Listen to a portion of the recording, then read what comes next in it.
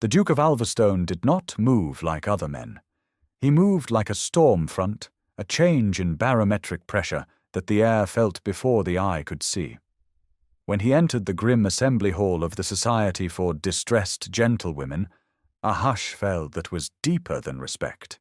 It was a form of instinctual self-preservation. The tittering whispers of girls, barely out of the schoolroom, all polished for this demeaning marital auction, died in their throats. Even the matrons lining the walls, vultures in bombazine, seemed to shrink into their chairs. Eleanor Calloway, at 28, the oldest and plainest woman in the room, did not look up from the small, worn book of poetry in her lap. She had no illusions. She was here as a final, desperate measure taken by a family eager to be rid of her. The younger, prettier offerings would be inspected, considered, and perhaps one might be chosen by a country squire with more land than sense. The Duke, a man who could have any debutante in London, was not here for them. He was certainly not here for her. His boots sounded like polished stone on polished stone, a slow, deliberate cadence that measured the length of the hall. Eleanor felt his shadow fall over her before she saw him. It was a cold shadow, smelling faintly of winter air, expensive leather, and something metallic, like iron or resolve. She forced herself to finish the line she was reading before slowly closing her book, her fingers marking the page. Only then did she lift her head. Alistair Valerius, the 5th Duke of Alverstone, was a man carved from granite and fury. His reputation preceded him. The Iron Duke, a recluse who had buried a faithless fiancé and half of Parliament's opposition with equal chilling efficiency. He was not handsome in the way of the drawing-room fops her sisters had married. His face was all harsh angles and uncompromising lines, a scar tracing the sharp edge of his jaw, his eyes the colour of a winter sky just before it snowed. They were fixed on her, not on her face, but on her hands, still resting on her book. They were capable hands, clean but unadorned, the nails short, the knuckles slightly reddened from work she was no longer permitted to do. He seemed to study them for a long moment. "You are Miss Eleanor Calloway," he stated. It was not a question. His voice was a low baritone, devoid of warmth or inflection, a tool for conveying fact. "I am," she replied, her own voice steady. She would not be intimidated. She had faced down bailiffs, placated furious tenants, and balanced ledgers that contained more fiction than a Gothic novel. A duke was just a man. He gave a curt, almost imperceptible nod. He looked past her, at the rows of hopeful, terrified faces. Then his gaze returned to her, a final, decisive assessment. "You will do," he said, the words as simple and final as the closing of a vault. A collective gasp rippled through the room. The head matron scurried forward, her face a mask of avaricious disbelief. The Duke ignored her completely. From the inside pocket of his severe black coat, he produced a folded document and a small, elegant silver pen. He did not offer it to her, but held it out, an expectation. "My solicitor has detailed the terms. They are generous, and they are not negotiable. You will have a title, a home, and security for the rest of your life. In return, I will have a duchess. Sign it." He was not proposing. He was executing a transaction. Eleanor looked from the contract, a stark white rectangle in his gloved hand, to his unreadable face. There was no emotion there, only a profound, unnerving stillness. This was her choice, a life of slow suffocation as an unwanted spinster aunt, or this cold, clear, and utterly baffling pact with the most powerful man in England. She took the contract. If you believe a life can change in a single moment, subscribe for more stories of impossible choices and unexpected love. Let us know in the comments where you're watching from as we uncover the story that led Eleanor to this extraordinary crossroads. Her story did not begin in that bleak hall, but in a home where she was the least valued treasure. Long before she met the Duke, Eleanor was the silent, uncredited architect of her family's survival. Her father, Sir Reginald Calloway, was a baronet with a fine lineage and the financial acumen of a startled sheep. Norbury Park, their ancestral home, was a crumbling testament to his ineptitude, a place of elegant decay held together by Eleanor's careful management. From the age of 16, she had been the one to stretch the dwindling household accounts, to renegotiate with local merchants, to know precisely how many cords of wood would last the winter. Her study was a small, cold room off the kitchens, its surfaces cluttered with ledgers and receipts, the only place in the house where she felt entirely herself. While her younger sisters, Clara and Isabel, practiced their watercolours and tormented their governess, Eleanor learned the brutal arithmetic of necessity. They were the family's ornaments, praised for their golden hair and porcelain skin. Eleanor, with her quiet demeanour, serious grey eyes and mind full of numbers, was merely part of the household machinery, as functional and overlooked as the water pump in the yard. Her engagement to Lord Harrington had been, for a time, a small pocket of hope. He was handsome, charming, and seemed to appreciate her mind. He would listen, fascinated, as she explained the principles of crop rotation or the shrewd timing of selling timber. She later realized he was not fascinated by her, but by the profitable applications of her knowledge to his own middling estates. He was a man who preferred the appearance of cleverness to the actual work of it. The cruelty, when it came, was as swift as it was absolute. Sir Reginald, in a final surge of paternal ambition, had secured advantageous matches for his two younger daughters. Their dowries, however, required the last of Norbury's liquid assets, and then some. The deficit was a chasm of debt, owed primarily to one man, Lord Harrington. The solution was presented to Eleanor not as a tragedy, but as a sensible family arrangement. Harrington would forgive Sir Reginald's debts. In return, he would be released from his engagement to Eleanor, freeing him to pursue the far more lucrative match of a shipping magnate's daughter. It was a simple trade, her future for her sister's security. Her father did not even have the grace to look ashamed. "It is for the good of the family, Eleanor," he had said, staring at a point over her shoulder. "Harrington requires a wife of more vibrant social standing. You understand?" She understood perfectly. She was a line item in a ledger, a debt to be cleared. The public humiliation was Harrington's final, vicious flourish. At a local assembly, with the whole county watching, he took her hand, his expression one of pained regret, and announced that their sensibilities were, alas, not aligned. He spoke of her admirable sobriety of mind, framing her intelligence as a social failing, a lack of womanly softness. He made her a figure of pity, the jilted spinster, too clever for her own good. Her sisters, resplendent in their new gowns, had watched with a mixture of pity and relief. Her stepmother had simply looked satisfied. Within a fortnight, Eleanor's bags were packed. She was being sent to London, to the society that would, with any luck, find some widower in the colonies who needed a housekeeper with a title. As she stood on the steps of Norbury Park for the last time, the only person to bid her a true farewell was Sarah, a young housemaid whose mother Eleanor had nursed through a fever the previous winter. Sarah pressed a small, lumpy cloth purse into Eleanor's hand. "It's not much, Miss Eleanor," she whispered, her eyes full of tears. "But you were always kind." Inside were 3 shillings and a sixpence, the girl's entire savings.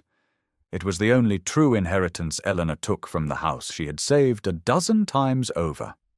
That small, weighty purse in her pocket was a constant reminder. Kindness was a currency the world rarely valued, but it was the only one that truly mattered. She had clutched it in her pocket as she entered the assembly hall, a talisman against the cold indifference of her new reality.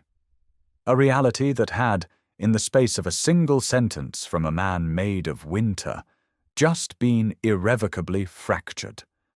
The Duke's carriage was as severe and imposing as its owner, black lacquer polished to a mirror finish, the Valerius crest, a silver wolf's head on a field of sable, painted on the door with stark precision.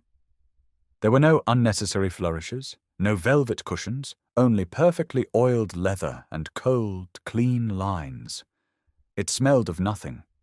The silence inside was absolute, a world away from the frantic whispers she had left behind in the hall.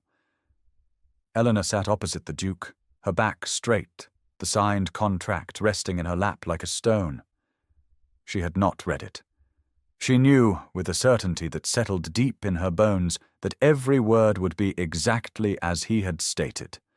A transaction, clear and cold. He had not spoken a word since she had taken her seat.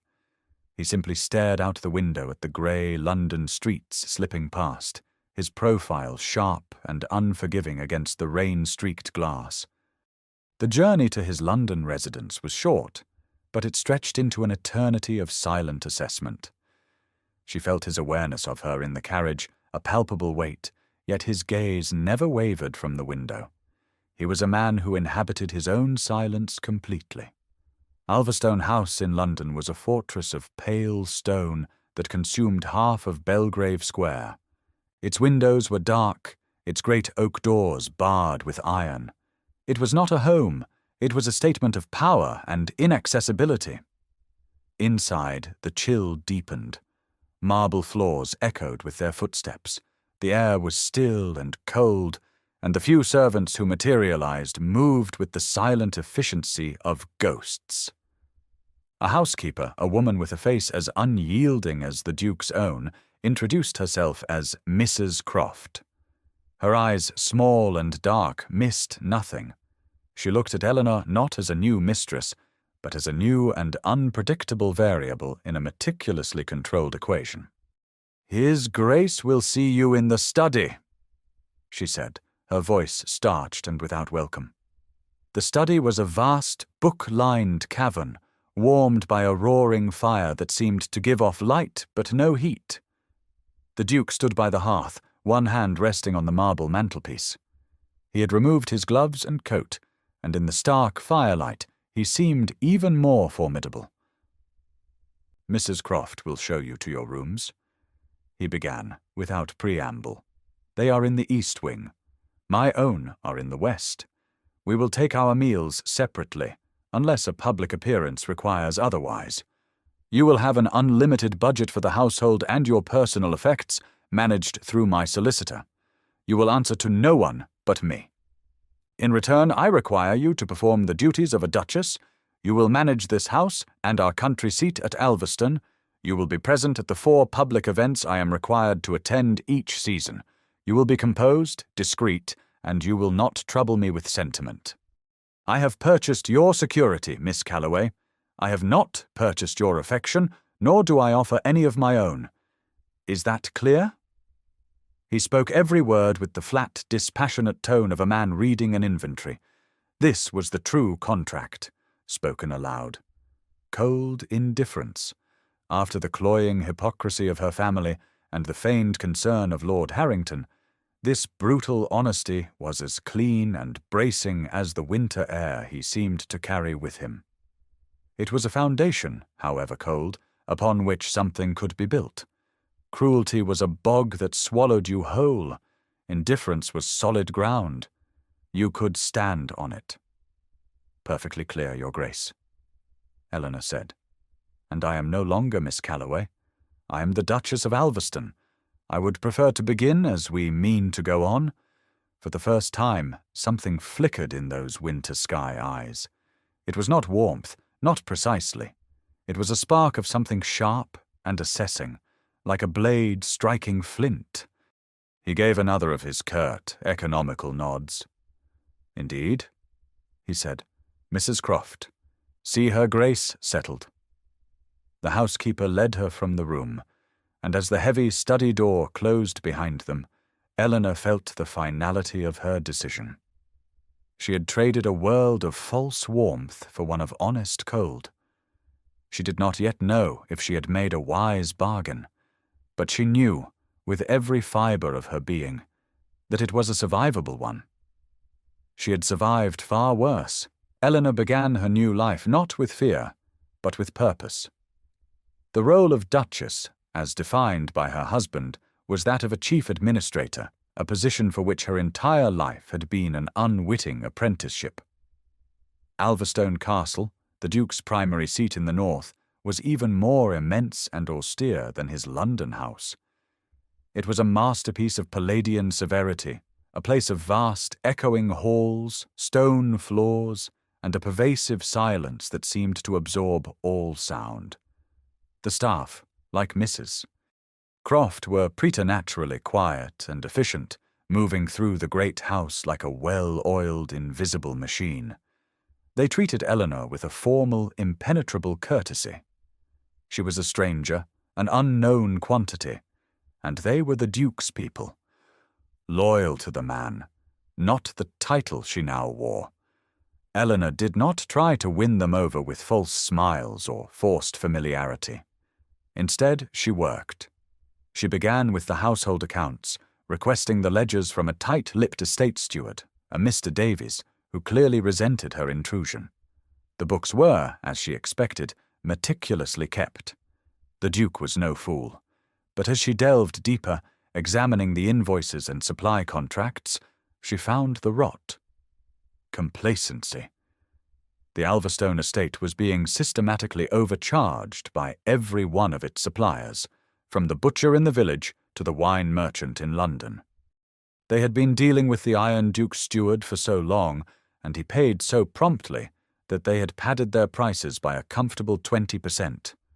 Eleanor spent a week in the estate office, drafting new terms, soliciting competitive bids, and dispatching letters that were marvels of polite, unyielding negotiation. Mr. Davies watched her with open hostility, which soon turned to grudging silence when the new contracts began to arrive, saving the estate a sum that would have kept Norbury Park solvent for a decade.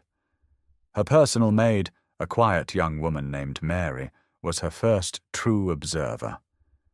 Mary, who saw the Duchess rise at dawn to walk the estate, who saw her poring over ledgers by candlelight long after the house was still, who saw her hands stained with ink, began to speak to her in tones warmer than mere duty required. She told Eleanor about the castle's quirks, its history and its secrets. One of those secrets was the West Wing, which was kept locked, just as the Duke had stipulated. Another was the garden. The old Duchess, his mother, loved it. Mary said one afternoon, helping Eleanor dress for the solitary dinner she took in her private dining room. Especially the roses. After she passed, he couldn't abide it. It's been left to ruin for 20 years. The next morning, Eleanor found it. Beyond a high stone wall, accessible through a rusted iron gate almost swallowed by ivy, lay the ghost of a magnificent garden. It was a tangled wilderness of weeds and thorns, but the bones of it were still there. Stone pathways, a crumbling fountain, and the gnarled, desperate shapes of ancient rose bushes choking in the overgrowth. She found an old groundskeeper, a man named Thomas with hands like roots, who remembered the garden in its glory. Together they began the slow, arduous work of reclamation. Eleanor would spend hours there each afternoon, her fine Duchess gowns exchanged for a simple work dress, her hands gloved, methodically clearing weeds, pruning dead wood, and staking the beleaguered roses. It was hard, satisfying work, a silent conversation with the soil. The Duke watched her. She would catch glimpses of him, a silhouette in a high window of the forbidden West Wing, a tall figure standing at the edge of the woods, a shadow at the far end of a corridor. He never approached. He never spoke of her work. But he watched. His presence was a constant, silent pressure at the edge of her new world. Their interactions remained brief and formal. A shared hour in the library late at night, The only sounds the whisper of turning pages and the crackle of the fire, a clipped "good evening" if they passed in the great hall. Yet something was shifting. The silence between them in the library was no longer a void, but a shared space. The staff's deference was now tinged with a quiet respect. Mrs. Croft began to consult her on menus. Mary would leave a hot cup of tea for her in the estate office without being asked. Eleanor was breathing life back into the dormant corners of Alveston, and the house, in its own slow stone and mortar way, was beginning to breathe with her. The discovery came on a rain-lashed Tuesday in November. Eleanor, unable to work in the garden, had been organizing the library's extensive archives, a task the Duke had approved with one of his minimalist nods. The room was a sanctuary of quiet order, smelling of leather and old paper, the fire hissing a soft counterpoint to the storm raging outside. Behind a row of dreary theological texts on a bottom shelf, her fingers brushed against a loose section of the wood panelling. Curiosity, a trait she usually kept on a tight leash, got the better of her. The panel swung inward on silent hinges, revealing not a hidden safe, but a small doorless chamber, little more than a closet. It was an intelligence room. A single lantern illuminated a small desk, a map of England dotted with coloured pins, and stacks of slim, leather-bound ledgers. It was the nerve centre of the Duke's vast, unseen operations. Her breath caught. This was a profound violation of his privacy, of the cold but clear boundaries he had drawn between them. She should have closed the panel and walked away. Instead, a ledger lying open on the desk drew her eye. The name written at the top of the page, in the Duke's sharp, precise hand, was Calloway. Her heart began to beat a slow, heavy drum against her ribs. She picked it up. It was a meticulous record of every debt her father had ever incurred, every foolish investment, every desperate loan. And next to each entry was a date of acquisition, and a name, Valerius. For 5 years, the Duke of Alvestone had been systematically, quietly, buying up her family's ruin. He had purchased the mortgages on Norbury. He owned the notes from the London banks. And, most damningly, he had acquired Lord Harrington's entire portfolio of debt just a month before Harrington had so publicly jilted her. He had not simply been aware of her situation, he had engineered it. He had cornered Harrington, squeezing him until breaking his engagement to a dowerless spinster was the only move left on the board. She was not a choice he had made in a moment of strange whim. She was the final calculated move in a long and complex game. The feeling that washed over her was not anger, not yet. It was a dizzying, sickening sense of dislocation. Her life, which she had believed to be a series of unfortunate but random events, had been a carefully constructed trap. She was not his partner. She was his prize, a spoil of war. Clutching the ledger to her chest, she walked out of the library, across the echoing great hall, and straight to the door of the west wing. It was, for the first time since her arrival, unlocked. She found him in a study even larger and starker than the one downstairs, standing before a window that overlooked the skeletal remains of the rose garden. He turned as she entered, his face impassive. He saw the ledger in her hands, and his expression did not change, but a stillness settled over him that was more absolute than anything she had yet seen. "You wanted a duchess who would not trouble you with sentiment," she said, her voice shaking only slightly. "But I must insist you trouble yourself with the truth. What is this?" She held up the ledger. He looked at it, then at her. He did not dissemble. He did not excuse. "It is a record of a long-overdue debt being called in," he said, his voice as cold as the rain on the window-pane.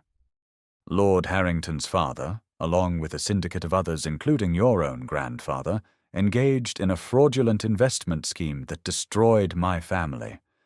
They left my father bankrupt and broken. He took his own life, I was 17. The confession was brutal, delivered without a shred of self-pity. Eleanor felt the ground shift beneath her feet.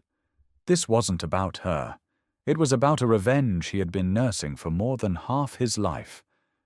"So you ruined them," she breathed. "You ruined Harrington. And me? Was I simply a pawn, a piece to be moved into place to complete your victory?" "No," he said, and for the first time a fissure of something raw and fierce cracked the iron surface of his control. "You were the one piece of integrity in a family of fools and charlatans. I investigated everyone involved. I read the estate reports from Norbury. I knew who was truly running that house. I knew of your intelligence, your diligence, your refusal to break. I did not want another simpering debutante who would lie and scheme. I had one of those before. She taught me the value of honesty. I needed a duchess of substance. I needed a partner with a spine of iron. I chose you, Eleanor, not as a pawn, but because you were the only person in this whole damnable affair whom I knew I could trust." The arrival of Lord Harrington at Alverstone a month later was an act of profound, almost suicidal desperation. He was announced by a flustered footman, his name a discordant note in the quiet harmony Eleanor had cultivated in the house. She was in the morning room, reviewing the week's menus with Mrs. Croft, when she heard his voice in the hall, still smooth, still laced with the practiced charm that now sounded to her ears like counterfeit coin. She stood, her hands clasped loosely in front of her, and waited. When he was shown in, his appearance was a shock.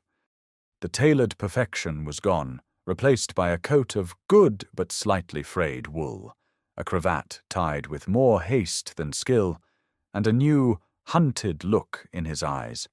He had the air of a man who had been running for a very long time and was tired of the chase.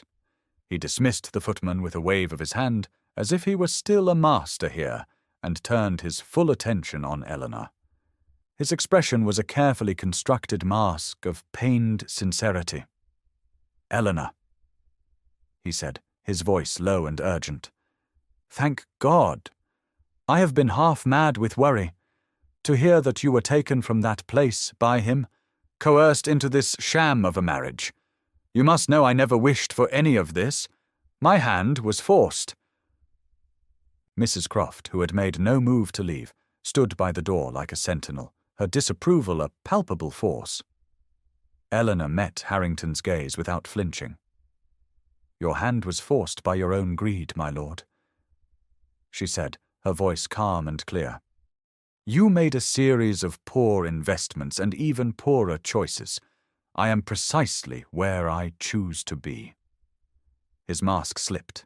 A flicker of impatience, of anger crossed his features before being smoothed away. "You don't understand the man you have married," he insisted, taking a step closer. "He is a monster, a ruthless brute who destroys men for sport. He bought you, Eleanor, like one of his prized horses. I have come to rescue you. We can have it annulled. I will make it right. I will expose him for what he is." It was then that the Duke appeared in the doorway behind him. He did not speak. He did not need to. His presence filled the room, cold and absolute. Harrington flinched as if struck, spinning around. He seemed to shrink in the Duke's shadow. Alistair's eyes were on Eleanor, a silent question. He was not intervening. He was ceding the field to her. He was trusting her to hold it. And in that moment, Eleanor found a voice she did not know she possessed. It was not loud, but it cut through the tension in the room like glass. "You will do nothing of the sort, Lord Harrington," she said, stepping forward so that she stood beside her husband, a united front.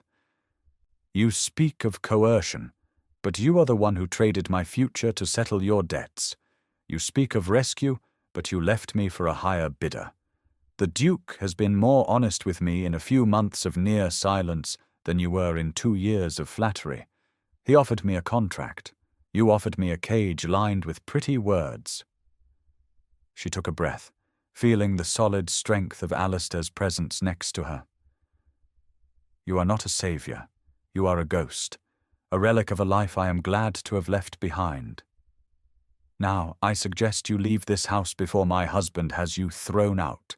He owns your debts, your land, and what little is left of your reputation. You have nothing left to threaten me with." Harrington stared at her, his mouth slightly agape. The charm had curdled into disbelief, then into a raw, ugly fury. He looked from her resolute face to the Duke's implacable one and knew he was defeated. He turned without another word and strode from the room, his exit less a retreat than a rout. The front door slammed shut, the sound echoing in the sudden, profound silence. Eleanor stood her ground, her heart hammering, but her hands were perfectly still. Alistair turned his head, his gaze finally resting on her. The winter in his eyes had not thawed, but the light had changed. It was the clear, sharp light of dawn after a long night. "Well said, Your Grace," he murmured, the words a quiet acknowledgment of an alliance forged in that moment, stronger than any contract. That evening, the silence in the library felt different. It was no longer a neutral space, but one charged with the residue of the day's confrontation. A storm had broken, and this was the quiet aftermath.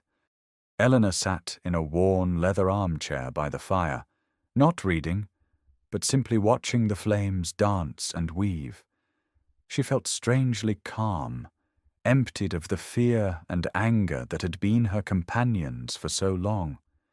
She had faced her tormentor and had not flinched. She had spoken the truth, and the truth had set her free. She did not hear Alistair enter. He moved with a predator's grace, his footsteps absorbed by the thick carpets. She only knew he was there when he came to stand beside her chair, his presence a familiar weight in the room. He did not speak for a long time, merely stood looking into the fire as she was, sharing the same view, breathing the same air.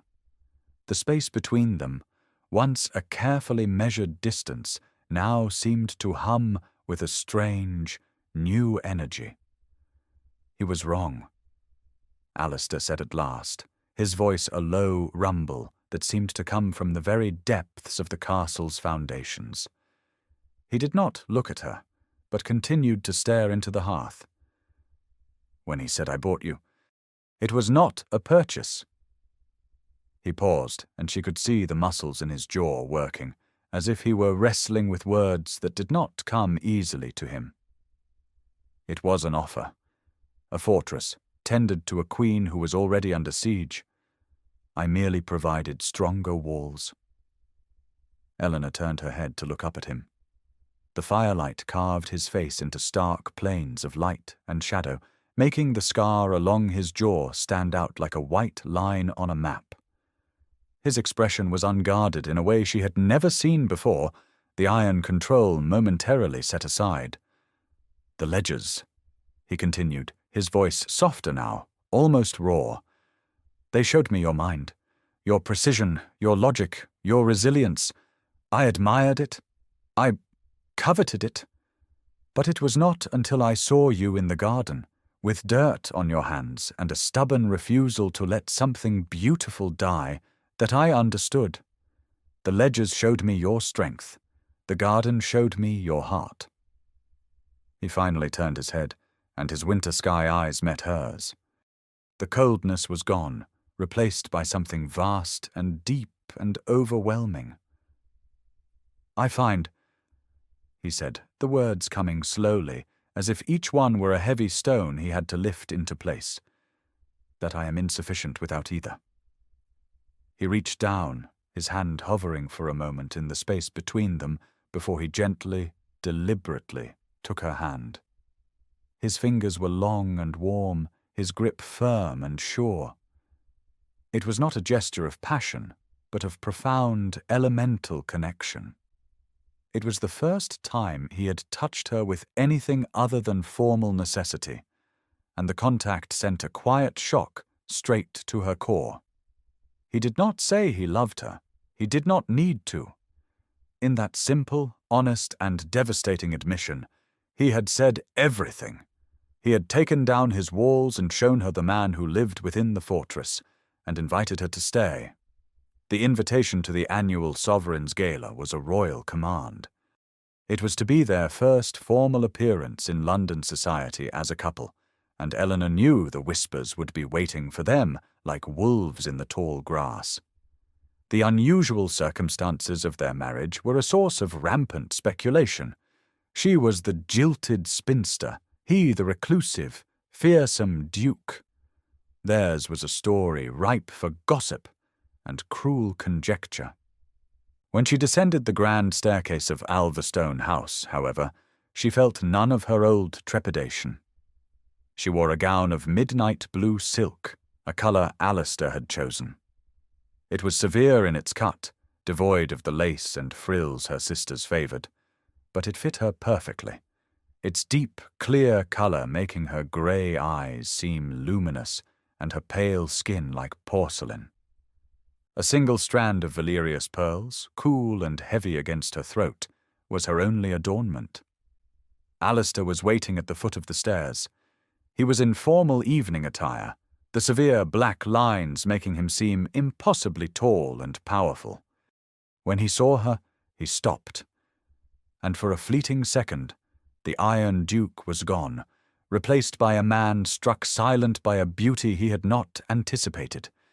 He simply held out his arm, and his eyes, when she met them, held a warmth that was meant for her alone. The ballroom was a glittering ocean of diamonds, silks, and calculating smiles. As they entered, a wave of whispers followed in their wake. Eleanor kept her head high, her hand resting lightly on her husband's arm, his presence a solid anchor in the swirling tide of society. She met the curious stares with a calm composure that gave them nothing to feast upon. They were a fortress of two. The moment of confrontation came, as she knew it would, during a lull in the dancing. Lord Ashworth, a known rival of the Duke's, and a man whose own finances were notoriously precarious, approached them with a supercilious smile. "Your Grace," he said to Alistair, though his eyes were fixed on Eleanor with a look of insincere pity, "and Duchess, we are all so delighted to see you looking so well. One hears such stories, of course. One worries about the pressures of such a sudden and unconventional arrangement." The insult was veiled, but its intent was clear: to paint Eleanor as a pitiable victim and Alistair as a predator. The circle of listeners around them widened, hungry for the drama. Alistair's hand tightened almost imperceptibly on hers. He opened his mouth to deliver what would undoubtedly be a withering, soul-flaying retort. But Eleanor gave his arm a slight squeeze. This was her battle. "Lord Ashworth," she said, her voice carrying easily in the sudden quiet, "you are too kind to worry on my account. The only pressure I have felt of late is the pleasant challenge of managing the Alverstone estates." She smiled, a small, genuine curve of her lips. "My husband, you see, has entrusted me with overseeing the agricultural accounts. By renegotiating the tenant leases and optimizing the crop rotation, a subject I'm sure you find fascinating, we have managed to increase the quarterly yields by nearly 20%. It has been most rewarding." A stunned silence fell over the group. Ashworth, whose own estates were famously mismanaged, turned a dull, mottled red. Eleanor had not defended herself. She had stated her value. She had met his social insinuation with a fact of commerce, a language every man in the room understood and respected far more than gossip. Alistair looked down at her, a slow, deep pride dawning in his eyes. He lifted her hand from his arm and raised it to his lips, a gesture of profound public allegiance. "My wife," he said, his voice resonating with quiet authority as he addressed the entire assembly, "is the most brilliant and capable woman I have ever known. Her mind is my most trusted counsel, and her presence my greatest asset. Alveston has not been so prosperous, nor its master so fortunate in a century." He looked directly at Ashworth, his gaze like chips of ice. "Pity the man who underestimates her."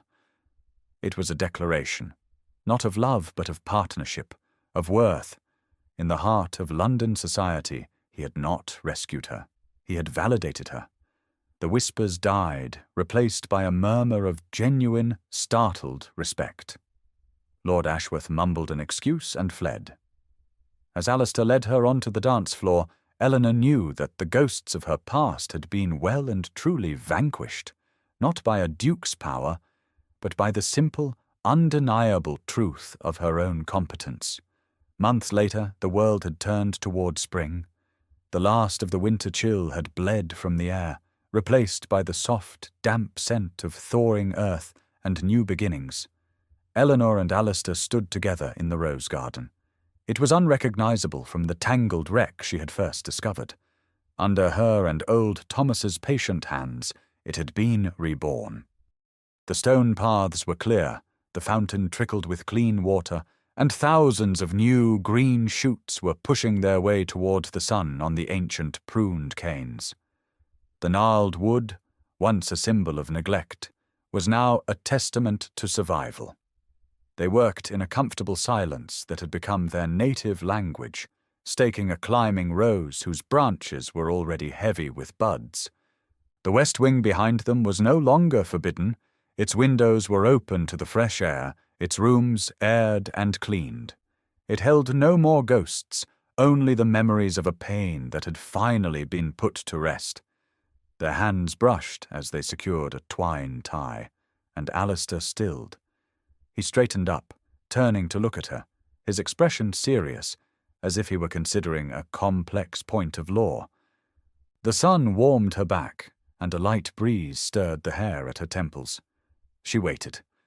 "I have been consulting the philosophical texts in the library," he began, his tone as factual and deliberate as the day he had laid out the terms of their contract.